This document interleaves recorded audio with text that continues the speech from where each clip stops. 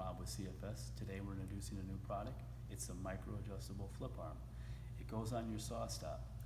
If you have the flip stop with your SawStop mitering attachment, you can take our flip arm and put it on this SawStop stop, and it allows you now to micro adjust with our flip arm.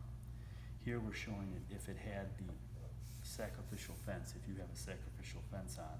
And if you flip this plate over, we show on the older model or the original model, flipping that plate over, it will allow you to have the non-sacrificial fence and you're still able to micro adjust.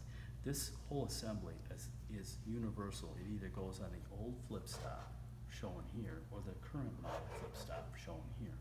But we just showed the two configurations because you might be someone that always uses sacrificial fence. We set it up like this. As you can see, it's going to go all the way to your table, and if your sacrificial fence is here, you've got no work falling behind the stop.